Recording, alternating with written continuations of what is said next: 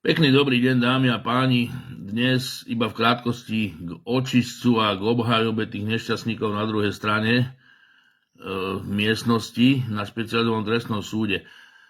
Predtým mi ale dovolte pozdraviť a poďakovať sa Ľubovi, Kamilovi, Tiborovi, pani Evke a Erikovi, pánovi Romanovi. Oni vedia za čo, takže chlapci, páni a pani Evka, srdečne ďakujeme. No a ďakujeme aj vám, že nás sledujete a že teda nám držíte palce. Teraz k tej obhajobe ľudí z očistca, teda obžalovaných. Zvlášť poďakovanie patrí, čo je paradoxné, jednému z nich, a to je Bernardovi Slobodníkovi. Bernard Slobodník napriek tomu, že urobil to, čo urobil aj voči mojej rodine, voči mne a voči mojej rodine, to si povieme aj na pojednávaní, keď budem vypovedať.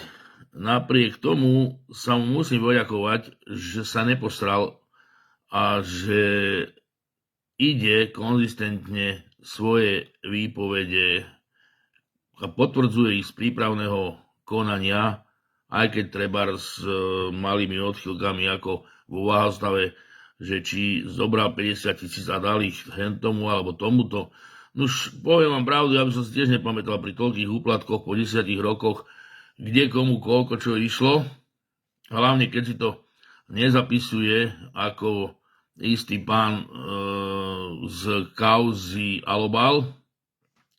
Ale k tomu sa tiež vrátime na pojednávaní. Bernard Slobodník jednoducho sa rozhodol, že bude vypovedať. Či ho budete volať kajúcnik, alebo nejako inak, to je absolútne úplne jedno. Jedna vec je istá, že to, čo vypovedal, si nemohol vymyslieť. To sa jednoducho vymyslieť len tak nedá. A to by naozaj musel byť iný lumen, aby to vymyslel a ešte si to aj pamätal. To je niečo také, ako keď pani Jánošová v kauze Alobal povedala, že jej muž oblieval dcéru studenou vodou, dával jej do ruky samopal a musela recitovať Hitlera. Snáď si nemyslíte, že aj tá pani si toto mohla vymyslieť. Čiže toto sú veci, ktoré sa reálne stali. No a teraz len bude treba preukázať ich hodnovernosť, čo si myslím, že vôbec nebude až tak ťažké. Mňa ale viac zaujala obhajoba napríklad takého Tibora Gašpara.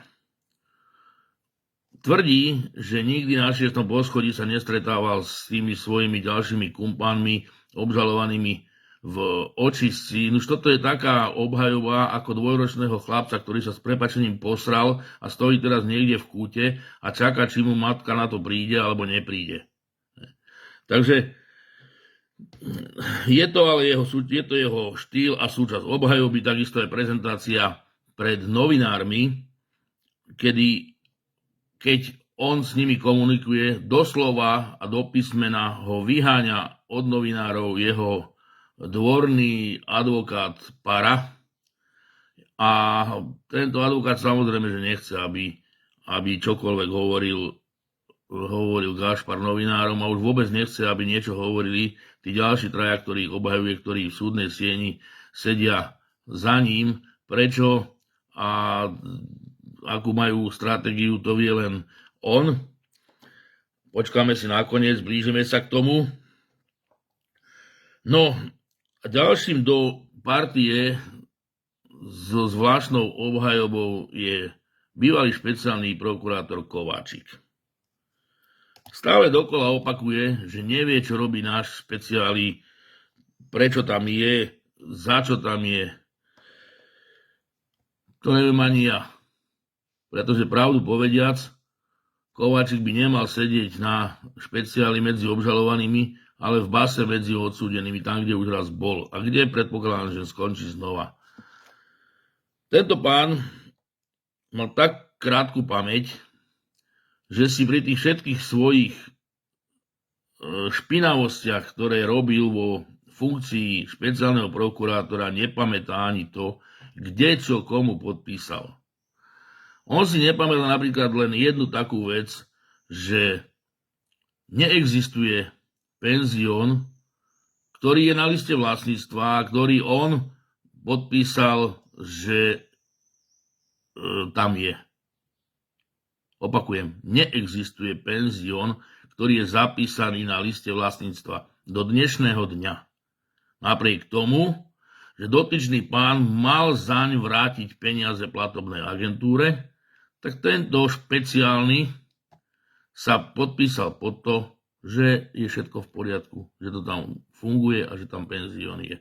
Nož dobre, to si povieme na pojednávaní. Takže toľko k týmto dňom v očistci. V každom prípade, ako vidíte, nervozita rastie a aj tie šteky proti sebe z jednej a druhej strany naberajú na intenzite. My zatiaľ máme otvorené popcorny, vyložené nohy na stole a obďaleč to sledujeme, ale príde chvíľa, keď sa budeme musieť medzi týchto vlkov zapojiť a niektoré veci, ktoré pozabudali, im pripomenúť. Dámy a páni, prajem vám pekný deň a ako som už povedal, Bernard Slobodník, nie ste v tom sám. Môžete sa spoľahnúť minimálne na mňa a na moju výpoveď. Prajem vám pekný deň.